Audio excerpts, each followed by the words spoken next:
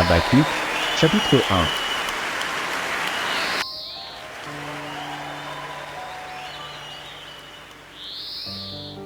1. Habacuc, chapitre 1.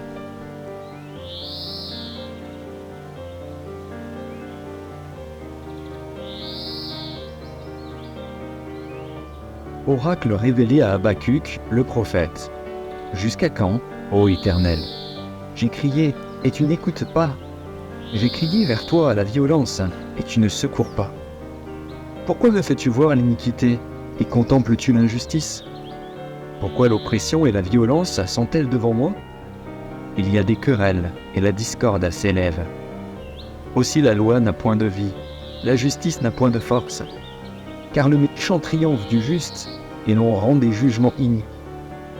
Jetez les yeux parmi les nations, regardez, et soyez saisis d'étonnement, d'épouvante. Car je veux faire en vos jours une œuvre que vous ne croiriez pas si on la racontait. Voici, je vais susciter les Chaldéens, peuple furibond et impétueux, qui traverse de vastes étendues de pays pour s'emparer de demeures qui ne sont pas à lui. Il est terrible et formidable. De lui seul viennent son droit et sa grandeur.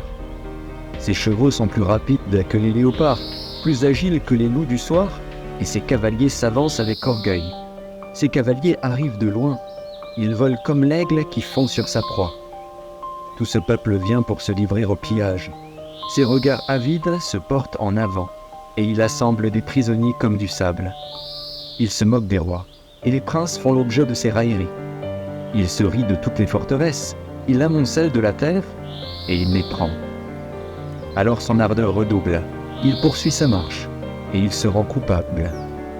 Sa force à lui, voilà son Dieu. N'es-tu pas de toute éternité, éternel, mon Dieu, mon Saint? Nous ne mourrons pas. Ô Éternel, tu as établi ce peuple pour exercer tes jugements. Ô mon rocher, tu l'as suscité pour infliger tes châtiments. Tes yeux sont trop purs pour voir le mal, et tu ne peux pas regarder l'iniquité. Pourquoi regarderais-tu les perfides et te tairais-tu quand le méchant dévore celui qui est plus juste que lui? Mettrais-tu l'homme comme les poissons de la mer, comme le reptile qui n'a point de maître?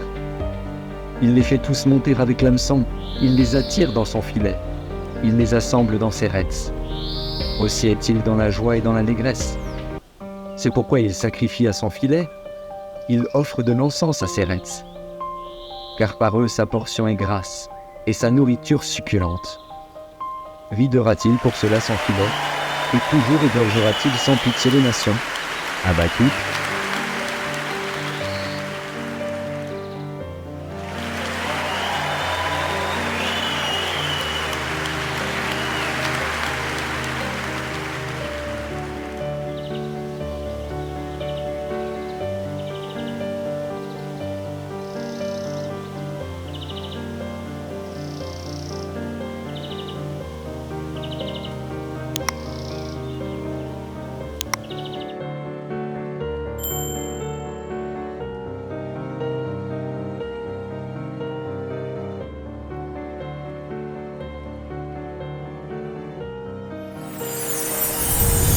Merci d'avoir regardé.